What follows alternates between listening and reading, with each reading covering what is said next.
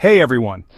Today I'm diving into something that's making waves in Nigeria, electoral reform. On December 10th, a coalition of civil society organizations, or CSOs, came together at the Setting the Agenda conference in Abuja. It's in the dictionary, and we want to use it to describe you Nigerians. Because if you all decide to wake up, if you truly decide to wake up, these members of the National Assembly will do the right thing. Why am I so upset? Every member of the National Assembly got our letter. They don't even think what it cost us.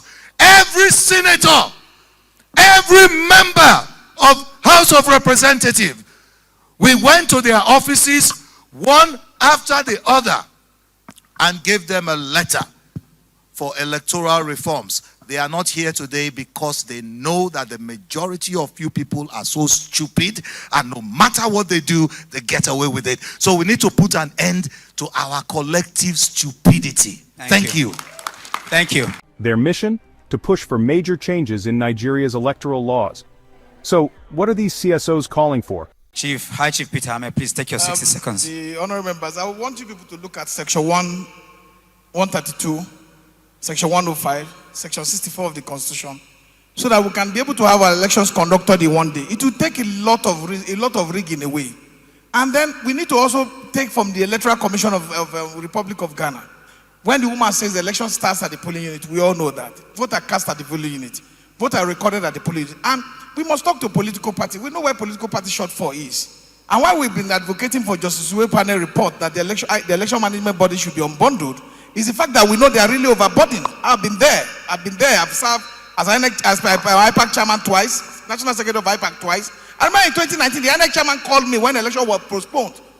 The APC wanted to eat him raw. It was us that came to the International Conference Center to save the day. So there are certain things we have also participated in life as it concerns election in this country. But the fact remains that for us to get it right, we must be very pragmatic as citizens, that the election be conducted in one day. And two, when you talk about Section 65, you go to about the judicial quasi power that has been given to the INEC chairman to review election within 7 days. If you get another INEC chairman that is very dangerous, all the election must be reviewed in the commission. When you now go by, you talk about all these issues, and people talk about Section 109, Section 1G. You are not talking about Section 109, Section 2, when it talks about that the fact that the presiding officer will determine whose seat is declared vacant. We don't need that in the law. It should be an automatic issue when you declare your seat become vacant. And we have a lot of good things with our electoral process. The political party has to meet their own part. But people in government are weakening opposition political party because they dip money into public coffers to buy vote, to oppress the other political party. When you go to market without going to market with equal playing field, then you stand at an advantage. It's only when the citizens rose up in 2023 that we had people who have never won an election today where they were also defecting. So we need to have a system that is even up to close, that we have a campaign finance law system, or campaign, like what they say, electoral offenses commission, as proposed by Justice Uwe panel, where you can now determine those who have, look, the state attorney general and the federal attorney general, there's a lawyer here, there's a senior lawyer who sits there here. They have what they call nolli prosecute. You could arrest somebody today for electoral offense. No, you arrest somebody in the state for electoral offense. As soon as the governor is sworn in, he will tell the attorney general to withdraw the case. So there's nolli prosecute. These are the facts that lawyers who are here, who knows better than us when it comes to law, but we know because we have participated that our election can only be better when some of these things are removed and elections are conducted, all elections conducted in one day. Thank you. First up, they want to remove partisan politicians from the Independent National Electoral Commission, or INEC. They believe that political neutrality is key to stopping election rigging and making sure every vote counts. Chief Peter Ama, a former presidential candidate, had some powerful points. He suggested that all elections should happen on the same day. Pretty bold, right? He thinks this could drastically cut down on fraud and make the process smoother. Plus, he mentioned unbundling INEC and creating an Electoral Offenses Commission to handle any election malpractice. Honorable Ben A. Eatonabane brought up another crucial point. He proposed automatic forfeiture of seats for politicians who switch parties. This could really help keep the political scene stable. And get this, he also suggested installing CCTV cameras at polling units. Imagine the transparency. Fred Agbedi, another House of Representatives member, stressed the need for inclusivity in these discussions. He called on all political parties to get involved, especially the ruling one. He also warned against accepting financial inducements during elections, because let's face it, that's a big problem. Ian Obi, former ActionAid country director, didn't hold back. It's not enough. Why are citizens not angry enough? When Tinubu came and made a pronouncement, Nigerians went to bed. The fuel was, is it 165 or 220 thereabout. We woke up and it was 617. And Nigerians went to sleep. They will bring more policies and you continue to go to sleep. That's what my brother pointed out here. All of us will continue to go to sleep. So where are we going for? But what I want to warn is that it is a good thing that we're having these discussions. It cannot go on like this forever. Kai.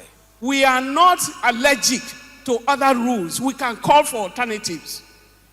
This is peace in itself that we are having this discussion. Political parties are here. We are saying, let's do the right thing. They know the right thing. Corruption in Nigeria, many of us are corrupt. The electorate, you demand from the politicians. If you demand from them, they take from you. When are we going to end that? Real people have won elections. And then another aberration, I just want to bring that law down as well. If you win an election, if I'm Labour Party or PDP or SDP and so on, and I win an election, if I derail, if I abscond to say I'm no longer a PDP member or an APC member, that seat must be declared vacant. That's the constitution of Nigeria. But we are having it and people are sitting comfortably. You have heard here that even that's Akwa Ibom. Even the Senate president won an election without going to primaries. That's an aberration. How is it happening and we are sitting still? There is no demonstration. You are waiting for civil society. We are not angry enough. Oh my goodness. She criticized the lack of public outrage over key government actions like the fuel subsidy removal that skyrocketed prices. She urged citizens to stand up against policies that harm their well-being. Dr. Moses Paul from the Free Nigeria movement made a crucial point. He said it's not just about the leaders, it's about the system. Fixing the mechanics of our electoral process is what will drive Nigeria forward. The conference ended with a strong resolve to push for these reforms, recognizing that a transparent and democratic electoral system is vital for Nigeria's future. That's all for today, folks. Don't forget to like, share, and subscribe for more updates on important issues. Together, we can make a difference.